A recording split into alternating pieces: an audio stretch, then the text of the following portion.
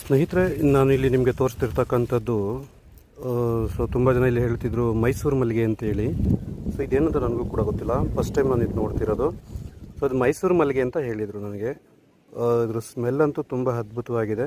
ಮತ್ತು ಇದನ್ನು ನೇರವಾಗಿ ಸ್ಮೆಲ್ ಮಾಡಬಾರ್ದು ಅಂತ ಹೇಳ್ತಾರೆ, ಯಾಕಂದರೆ ಇದರಲ್ಲಿ ತುಂಬ ಸುವಾಸನೆ ಭರಿತವಾಗಿರೋದ್ರಿಂದ ಸೊ ಇದರಲ್ಲಿರ್ತಕ್ಕಂಥ ಹುಳುಗಳು ನೇರವಾಗಿ ಮೂಗು ಒಳಗಡೆ ಹೋಗ್ತವೆ ಅನ್ನೋ ಕಾರಣಕ್ಕೋಸ್ಕರ ಇದನ್ನು ಸ್ಮೆಲ್ ಮಾಡಬಾರ್ದು ಅಂತ ಹೇಳ್ತಾರೆ.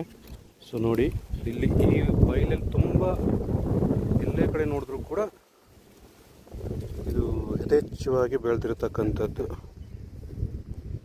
ನೋಡಿ, ಇಷ್ಟು ಕೂಡ ಇದೆಲ್ಲನೂ ಕೂಡ ಮೈಸೂರು ಮಲ್ಲಿಗೆ ಅಂತ ಹೇಳ್ತಾರೆ. ಸೊ ಇದು ಕೂಡ ನೋಡಿ, ಹೂವು ಕೂಡ ಎಷ್ಟೊಂದು ಅದ್ಭುತವಾಗಿದೆ, ನೋಡ್ತಾ ಇದ್ದೀರಲ್ಲ. ನೋಡಿ, ಇವನ್ನ ನಾನು ಬಿಡಿಸ್ಕೊತಾ ಇದ್ದೀನಿ.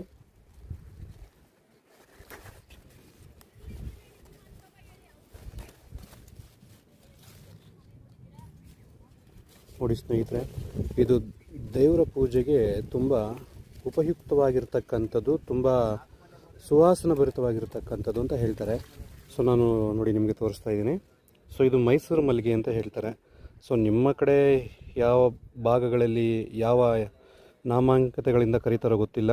ಸೊ ನಾನಿವತ್ತು ಬಂದಿರತಕ್ಕಂಥದ್ದು ಶ್ರೀ ಮಲೆಮಹದೇಶ್ವರ ಬೆಟ್ಟದ ಭಾಗವಾಗಿರ್ತಕ್ಕಂಥದ್ದು.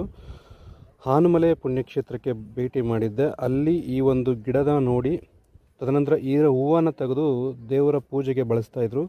ಸೊ ಕೇಳಿದಾಗ ಇದು ಬಂದು ಮೈಸೂರು ಮಲ್ಲಿಗೆ ಅಂತ ಹೇಳಿದ್ರು. ಸೊ ಆದ ಕಾರಣ ನಾನು ನಿಮ್ಮನ್ನ ತೋರಿಸ್ಲಿಕ್ಕೆ ಅಂತೇಳಿ ಇದನ್ನು ಒಂದು ವಿಡಿಯೋ ಮಾಡ್ತಾಯಿದ್ದೀನಿ. ಸ್ನೇಹಿತರೆ, ನನಗೆ ಗೊತ್ತಿಲ್ಲ, ಇದು ಮೊದಲೇ ಬಾರಿಗೆ ನೋಡ್ತಿರೋದು. ನಿಮ್ಮ ಕಡೆ ಏನು ಹೇಳ್ತಾರೆ ಅನ್ನೋದು ನನಗೆ ಗೊತ್ತಿಲ್ಲ. ನಿಮ್ಮ ಭಾಗವಾಗಿ ಏನು ಇದನ್ನು ಹೆಸರನ್ನ ಕರೀತಾರೆ ಅನ್ನೋದನ್ನ ಗೊತ್ತಿದ್ದರೆ ಕಾಮೆಂಟ್ ಮಾಡಿ ತಿಳಿಸಿ.